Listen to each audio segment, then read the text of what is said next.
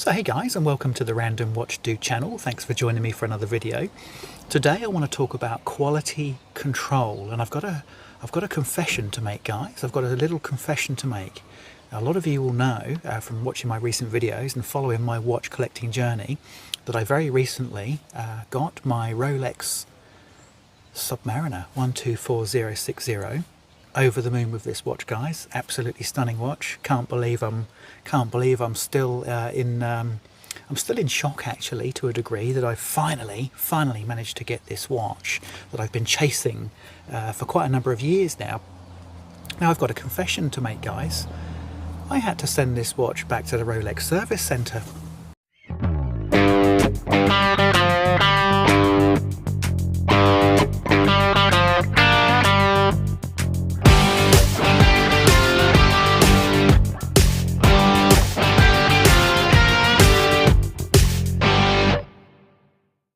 Yeah, so shock horror, guys, shock horror. The Rolex Submariner 124060, the one watch to rule them all, the watch that I've been aspiring for years and years. Excuse the Tui, who's just above me in the tree here, singing along whilst I talk about my woes with the Submariner. The Rolex Submariner, guys, I had a problem with it. Cut a long story short, I had an issue with it. After 2 weeks of wearing this watch, I got to a stage where I had a quality control issue. I had a there's a couple of tuis up here just having a little territorial dispute in a flowering tree, whilst my neighbour has decided to start banging a post into their garden. So excuse all the racket in the background, but this is suburban Auckland for you. I'll get back to my point. I had an issue with my Rolex. What was the issue that I had, guys, and why did I have to send it back to the Rolex service centre? Well, I'll tell you what the issue was. And it's an issue that I spotted immediately as soon as I got the watch back home. As soon as I got the watch back home and I set the time, because I wanted to check how accurate the watch was, so I reset the time, and I noticed immediately an issue that played on my mind a little bit, but I thought, no, maybe it's just me being a little bit fussy. I'll leave it. About a week went by and I thought, do you know what, I'm still seeing this problem. Now that I've seen this issue, I can't unsee it. And I got to 2 weeks, cut a long story short, guys, I got to 2 weeks in with not being able to unsee this issue that I had with the sub. And I'll tell you what that issue was, guys. The hands were misaligned. It's as simple as that. The hands were misaligned. So when and I'll put some images up here, when the hour marker was pointing right in the center of, when the hour hand was pointing right into the center of each hour marker, the actual minute hand, which by that time, of course, should have been right up at 12 o'clock, it wasn't. The watch was actually hitting the hour markers by the hour hand about 2.5 minutes. Again, you can see it in the pictures, about 2.5 minutes early. So by time the minute hand actually did get to the top and was right dead center on the hour marker, the hour hand had moved on, and it only moved on by a couple of degrees, guys. Not very far at all. But still, I wish he'd stop hitting that bloody post right now.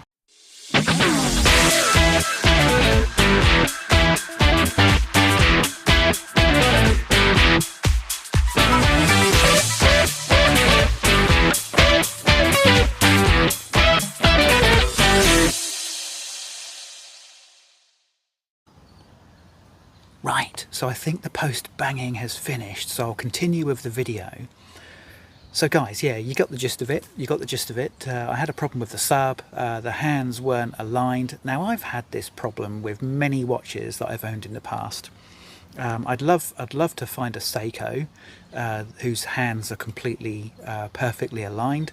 I've had tags. I've had an Omega, I think. I've had several Seikos, several cheaper watches where the hands haven't been perfectly aligned. Even on my Panerai, the Panerai Luminor that I picked up recently, there's a very tiny misalignment with the hour hand and the minute hand there.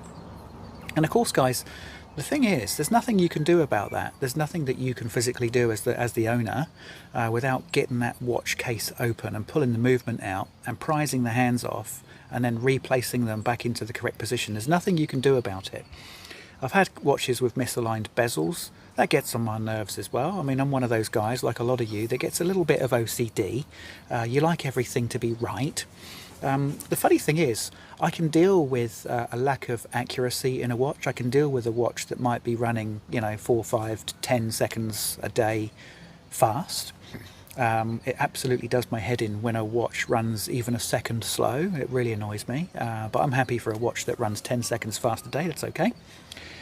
But yeah, misaligned hands, and guys, honestly, on a 16,000 New Zealand dollar watch, I expect the hands to be perfectly aligned. And I think this is the thing, we all hold Rolex in such high esteem, don't we? We all hold Rolex in such high regard. And of course, it wasn't that long ago where I was talking about the fantastic machining on this watch. And don't get me wrong, the machining is absolutely sublime on this watch. And I've got a funny feeling that it's actually the hands and the alignment of the hands which may still be done by human hands.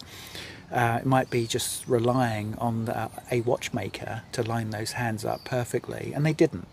And I was quite I got to a stage, guys, where I just wasn't going to get over it. I wasn't going to move on. I wasn't going to be able to unsee it, because every time I looked at the watch, and it was roughly 3 o'clock, 4 o'clock, 8 o'clock, whatever, I was seeing this slight misalignment. So what did I do about it? I thought about it for a couple of weeks. I ended up taking it back to the Hourglass here in Auckland. Now I'm very fortunate, because the Hourglass here in Auckland have their own Rolex service centre upstairs.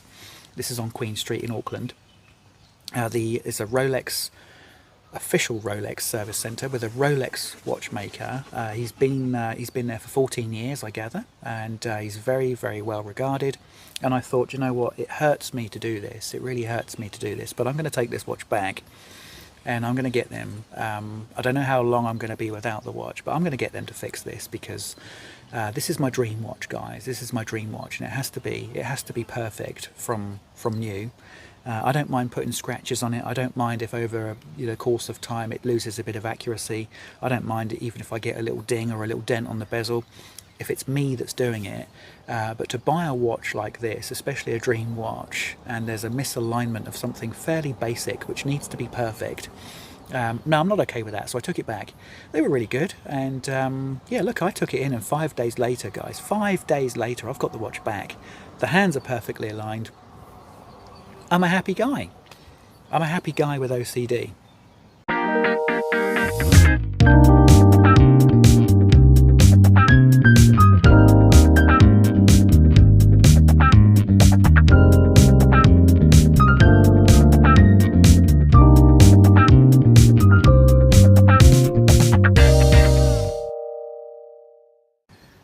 Okay, so to finish then, I'm very happy. I'm very happy with the watch. I'm happy that I took the watch back to get fixed. I'm happy that it came back in 5 days, which I think is exceptional. I've heard stories about small issues with Rolex watches taking many weeks to get fixed, or many months even, just for a service. So to get it back in 5 days, considering they would have had to have taken the case back off and taken the movement out, prized the hands off, put them back on again, sealed it all back up again, pressure tested it, to get all that done so quickly, relatively speaking, I'm very pleased with.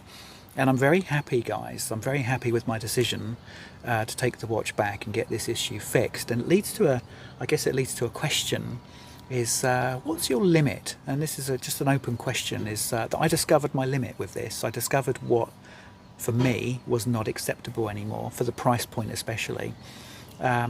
And the question I would like to ask is, when is close enough good enough? In your view, when is close enough good enough? Let me know in the comments what you think, guys. Let me know what your thoughts are. Let me know if you've had a similar issue, maybe with a Rolex or another expensive watch, something very, very basic that should have really never passed the QC check that's got through. You've noticed it and you've sent the watch back to get it fixed. Let me know if that's happened to you too. I'd be really actually quite keen and fascinated to know how frequently people are sending their watches back for quality issues to get them fixed. Let me know in the comments, guys. Thanks for watching the video, and I look forward to seeing you on the next one.